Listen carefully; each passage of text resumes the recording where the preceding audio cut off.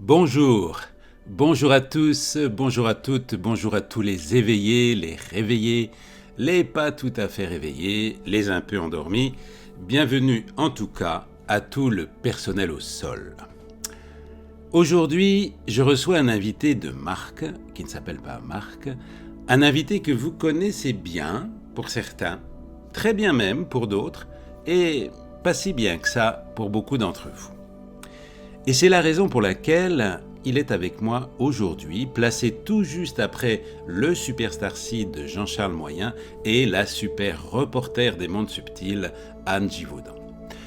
J'en profite pour dire que si vous arrivez pour la première fois sur ma chaîne, eh bien, je vous souhaite d'abord la bienvenue. Et si vous n'avez pas encore vu les vidéos précédentes, je vous invite à les écouter toutes les deux attentivement, car le récit de leur voyage de l'autre côté du voile va peut-être ouvrir des portes et des tiroirs de vos mémoires anciennes. Alors, si j'ai caché le visage et le nom de mon invité d'aujourd'hui, c'est parce que, jusqu'au dernier moment, quelques minutes avant que nous soyons en onde, eh bien, je n'étais pas certain que ce soit bien lui ou elle qui serait présent. Si j'ai placé mon invité très spécial, vous allez voir, après Jean-Charles Moyen et juste après Anne Givaudan, c'est parce que c'est une star. Et pourtant, une star avec une grande humilité, vous en conviendrez, puisqu'elle a accepté de venir sans que j'utilise l'image de son visage et la résonance de son nom pour attirer les foules. Les stars de cet acabit sont rares. Et quand je dis star, je le prends au sens premier, d'étoile. Une étoile qui scintille et qui rayonne et qui guide les voyageurs en quête de vérité et en quête de sens. Alors, chers internautes, chers écouteurs, chers voyants, chers voyeurs, sans plus tarder, je vous demande de faire du bruit pour accueillir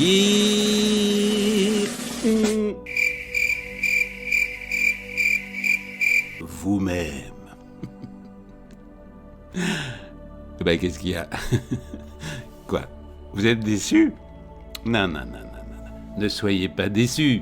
Au contraire, la personne la plus importante au monde, ce n'est pas telle ou telle célébrité. Ce n'est même pas Jésus, Bouddha, Mahomet, Kim Kardashian, Mbappé, Vishnu, Jupiter, Aladdin ou le commandant Ashtar. Non, la personne unique et irremplaçable qui mérite le plus votre attention, c'est vous. C'est vous-même. La personne avec laquelle vous vous êtes marié pour le meilleur et pour le meilleur, dès la sortie de la matrice du ventre de votre génitrice, c'est vous. C'est cette personne que vous croisez tous les matins dans le miroir de votre salle de bain et à qui vous oubliez peut-être de dire bonjour. Cette personne, cet avatar, ce corps de chair et d'os composé de milliards de cellules intelligentes, va vous accompagner tout au long de votre vie. Cette technologie biologique vivante hyper sophistiquée, dont vous n'utilisez peut-être que 10% des capacités et qui est vous, sera toujours présente à vos côtés jusqu'à votre dernier souffle. Alors, chers rebelles de lumière, c'est vous que vous soyez en amour, c'est mieux que vous soyez en amour avec votre véhicule de manifestation Made in God, fabriqué non pas en Chine, mais dans l'invisible divin de la source créatrice de toutes choses. Car vous allez vivre avec lui, c'est garanti, jusqu'à la dernière seconde sur cette terre, jusqu'à ce que vous fassiez « Oh !»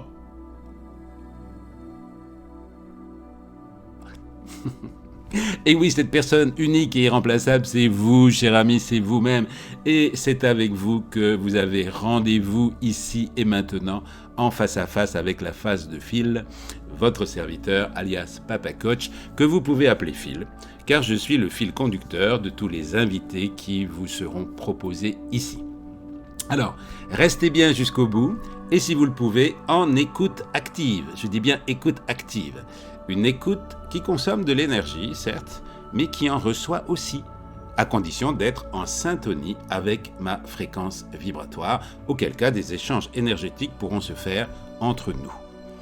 Cette écoute, que j'ai pour ma part expérimentée et améliorée pendant des années, exactement entre 2000 et 2020, sous ma casquette de coach vocal holistique, c'est-à-dire sur les 4 plans de l'être, physique, émotionnel, mental et spirituel, qui a été propulsé par mon livre « Mettez du qui dans votre voix », qui m'a permis, avec à sa suite « Vivez votre voix en pleine présence », de vivre de ce métier, de cette passion, pendant plus de 15 ans. Alors, pour ouvrir votre voix VOX et prendre votre place dans le monde en y traçant votre voix VOIE, la toute première chose à faire est d'ouvrir en grand votre écoute. Et comme on le dit dans les écoles de commerce, si on a 2 oreilles et une seule bouche, eh bien, c'est parce qu'il nous faut écouter 2 fois plus que de parler. Bon, j'en entends qui disent « ouais, il dit qu'il faut écouter et lui, il fait que parler depuis le début ». C'est exact. Mais si je me mets en écoute active maintenant et que je ferme mon clapet, vous risquez de vous abîmer dans un noir silence et de ne pas capter l'entièreté de mes messages envoyés en télépathie sans fil, messages que j'aurais souhaité que vous receviate, que vous reçûtes. À propos de télépathie, je vais vous confier, sous le sceau du secret, puisque nous sommes entre nous, une anecdote qui est loin d'être anodine, et qui montre que votre guide, votre ange gardien, Dieu, la source, Yeshua, Bouddha, Marie, Guan Yin, ou qui vous voulez, ne communiquent pas avec vous uniquement dans les temples, les mosquées, les églises et les lieux sacrés. Ils peuvent communiquer avec vous n'importe où, à tout moment, du moment que vous êtes disponible pour recevoir leur message.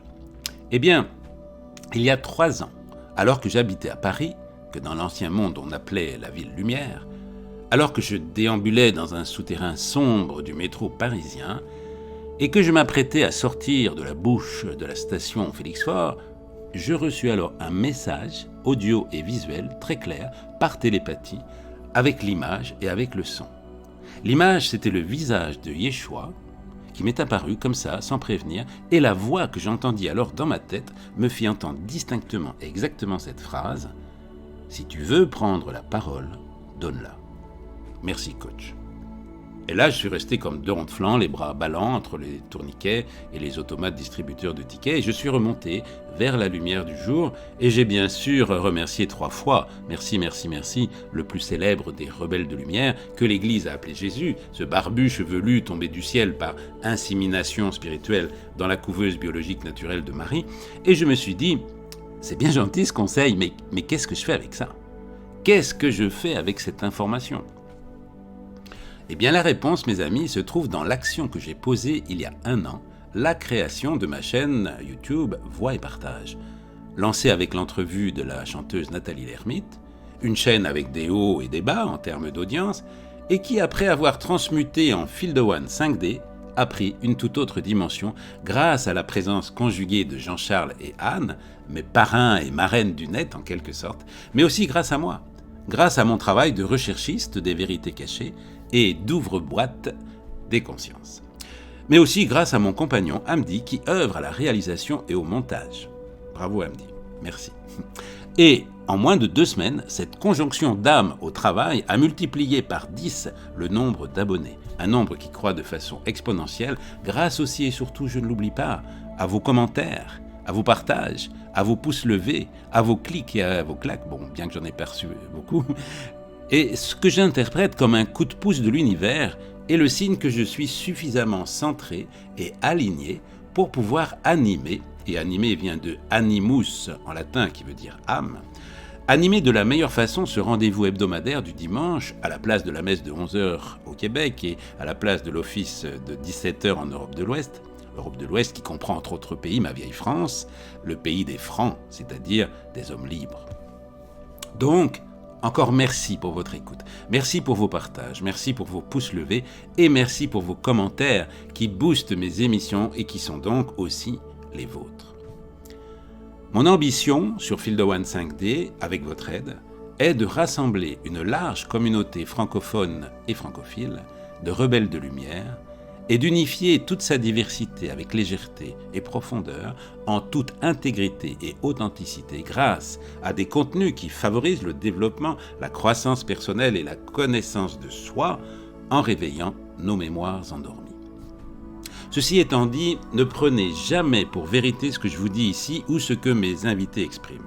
C'est notre travail à nous de donner des informations que nous croyons justes et c'est votre travail à vous de discerner quelles informations résonnent positivement en vous-même et quelles sont celles qui ne vous conviennent pas. Le maître mot de la période épique que nous vivons est discernement. Dans le sous-sol de cette vidéo, j'invite les nouveaux arrivants, si ce n'est pas déjà fait, à cliquer tout de suite sur le bouton rouge et la petite cloche salvatrice qui, comme vous le savez, permet à la fée électricité et à ses elfes mutins d'influencer dans le bon sens les algorithmes sans conscience de YouTube. Merci. Alors, cette vidéo se place sous le signe de la joie. La joie qui s'est déclenchée par le succès de ce démarrage fulgurant, mais aussi la joie de vous annoncer maintenant le programme des réjouissances pour les émissions à venir. Alors notez bien que je ferai tout mon possible, sauf retour céleste prématuré, d'être présent chaque dimanche ici à la même heure dans l'une ou l'autre des 4 émissions suivantes. Papa Coach, où vous êtes actuellement, Les Rebelles de Lumière, avec un invité qui œuvre plus spécialement dans l'invisible, Les Atypiques Inspirants, pour ceux qui ne se sentiraient pas forcément des rebelles, mais dont le modèle inspire, puis viendra s'ajouter une nouvelle émission sur le phénomène OVNI avec Kevin, un enquêteur hors pair, qui est intervenu dans Starseed 2 de Jean-Charles Moyen. Et donc cette émission, on est en train de la préparer. Et, gâteau sur la cerise, si je puis dire, une 5e émission, plus pratique celle-là, avec Laure, coach vocal de bien-être, pour explorer la voix comme outil de mieux-être et de développement personnel, qui est également en préparation. Alors je résume, tous les dimanches à 11h au Québec et 17h en France, vous avez rendez-vous avec l'une des 5 émissions, Rebelles de Lumière, Atypique Inspirant, Papa Coach et les 2 nouvelles émissions en préparation, dont je n'ai pas encore trouvé les noms, mais qui promettent elles aussi de vous brasser les neurones. Mais toujours dans la légèreté et la profondeur. Mais revenons à Papa Coach, où vous êtes en train d'écouter ce que je ne crains pas de nommer une homélie, puisque homélie vient à la fois du latin homilia, qui veut dire réunion, et du grec homilos, qui veut dire troupe.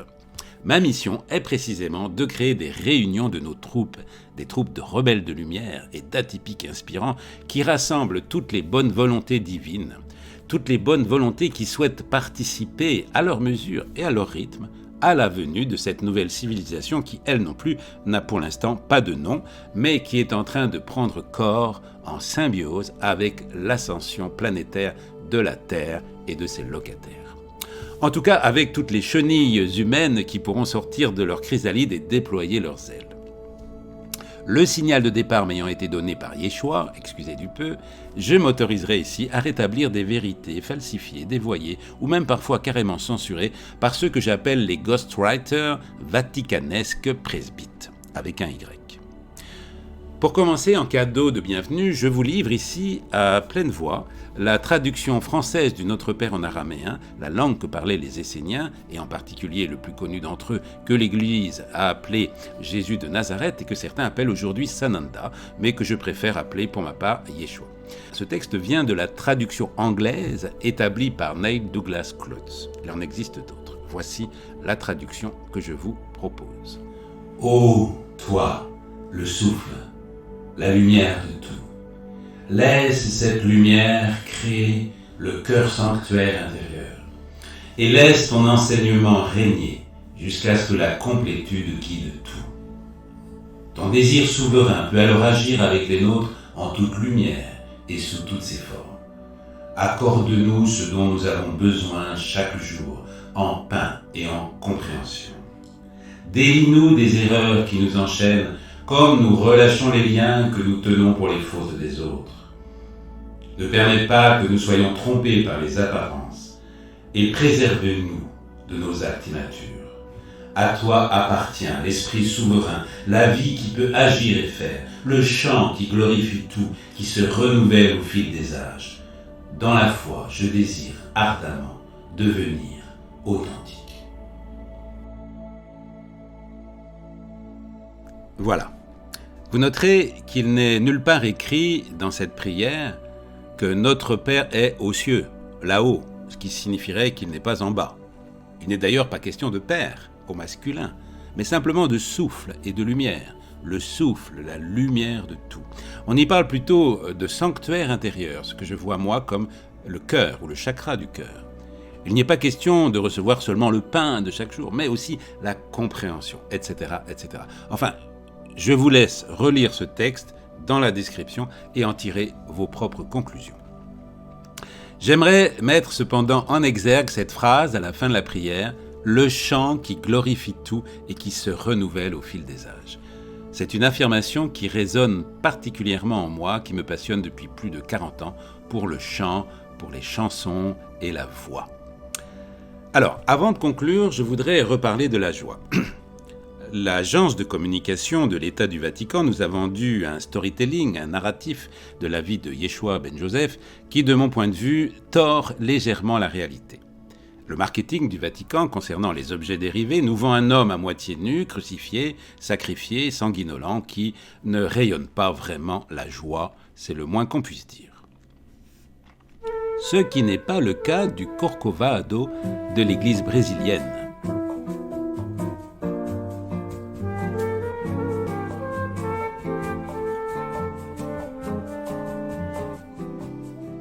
Les bras ouverts, dont la statuaire est, de mon point de vue, beaucoup plus rassembleuse et positive. Personnellement, je préfère voir Yeshua comme l'incarnation de la bonne humeur, de la joie et de la convivialité. D'ailleurs, pourquoi croyez-vous qu'aux noces de Cana, celui-ci a transformé l'eau en vin ?